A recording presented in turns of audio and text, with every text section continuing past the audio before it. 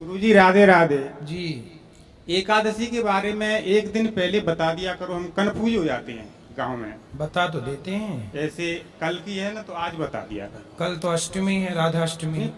बात कर रहे हैं हम वैसे एकादशी बता देंगे बता देंगे। और हमारा प्रश्न ये है कि भीष्म पितामह जैसे को बाणों की सैया मिली, हाँ। और भागवत की कथा सुन के वो अजामिल तर गया या धुंधकारी, तो इसके बारे में हमें थोड़ा बताइए। अजामिल तर गया भगवान का की कथा सुन के, नाम जप के एक नाम लिया, अजामिल ने उद्धार हो गया। हाँ, धुंधकारी ने भागवत सुनी, उद्धार हो गया। हाँ, भीष्म पितामह बड़े योग्य थे, ज्ञानी थे। हाँ, उनसे एक अपराध हो गया, सांप को कांटों के ढेर में डालने का, जी जिसके कारण बाणों की सैया मिली। और समाज को प्रेरणा ये देना चाह रहे हैं भगवान कि देखो, आप कोई कितने भी बड़े क्यों ना हो, यदि पाप किया है तो दंड भोगने को तैयार रहिएगा। तो महाराज हमने तो पाप किया है, फिर हम तो पापी है। तो फिर आत्मसमर्पण कर दो। आत्मसमर्पण आपकी हर बात को, ऐसे अर्जुन ने मानी भगवान की बात कृष्ण की, ऐसे आपकी बात को फॉलो करते हैं हम घर में। तो फिर यदि हमने आत्मसमर्पण कर दिया और अब हम पाप नहीं करते, हमने किए थे हाँ। और अब नहीं कर रहे हैं, यदि हमने पाप किए और हमने उसे कभी दोहराया नहीं, तो ईश्वर उन्हें माफ कर देते हैं।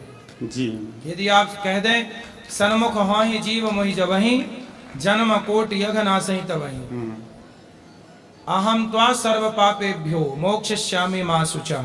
यदि भक्त भगवान के शरण में चला जाए तो वो कितना भी बड़ा पापी हो, भगवान उसका उद्धार कर देते हैं। शर्त है कि आप दोबारा उस पाप को दोहराए ना। नहीं महाराज, ये शरीर में प्राण रहेंगे जब तक वो पाप नहीं करेंगे, चींटी को भी नहीं मारेंगे। हाँ सही, फिर भगवान बड़े दयालु है।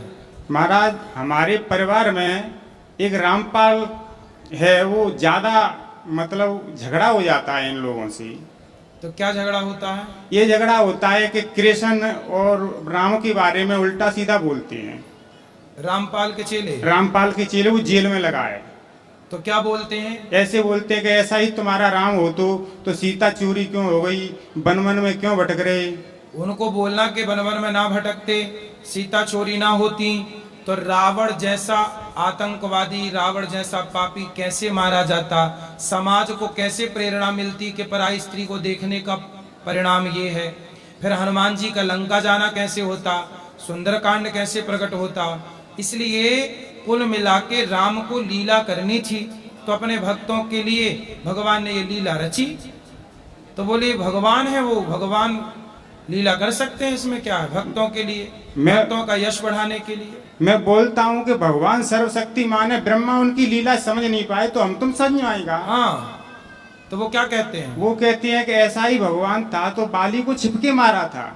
हाँ, उनसे बोलना कि बाली को छिपके इसलिए मारा क्योंकि सामने से मारते तो बाली शरण में आ जाता, और शरण में आता तो फिर राम जी मार ना पाते। शरण में आए हुए को नहीं मारना चाहिए।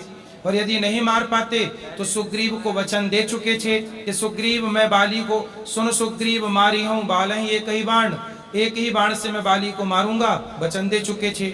यदि बाली शरण में आ जाता, राम ना मारते बाली को, तो सुग्रीव बोलता कि राम जी आपने तो मेरे से कहा था मैं बाली को मारूंगा, आपने नहीं मारा, मतलब आपने बाली से हाथ मिला लिया और हमें धोखा दे दिया। तो भगवान पर मित्र को धोखा देने का आरोप लग जाता जी। इसलिए राम जी ने कहा छिपके ही मार दो। और वो कौन सा भला आदमी था, भाई की पत्नी को लेके उसके साथ दुराचार करता था। ऐसे आता ताइयों को ताही बधे कछु पाप ना हो, हंसों को छिपके मारो, आगे से मारो, पीछे से मारो, बस मारो।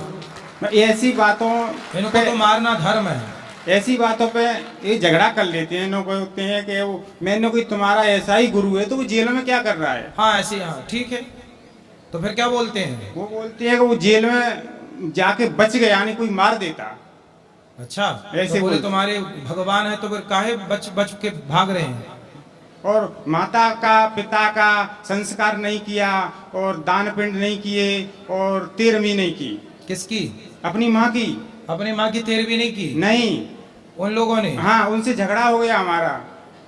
तो देखो ये सब नास्तिकता है। हाँ वही तो मैं बोल रहा हूँ। वो गलत खुद कर रहे हैं और दूसरों को गलत कह रहे हैं। वो परिवार के हमारे चाचा ताऊ के। लो देखो ऐसा है ना, उल्लू को सूर्य नजर नहीं आता तो उल्लू समझ लेता है सूर्य है ही नहीं।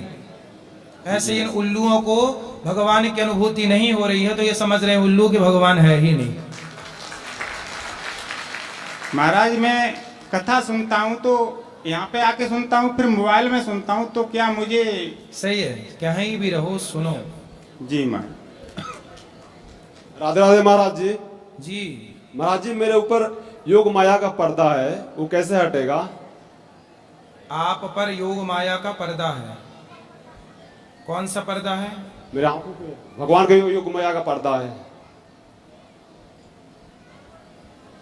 तो बताइए वो पर्दा कैसे हटे?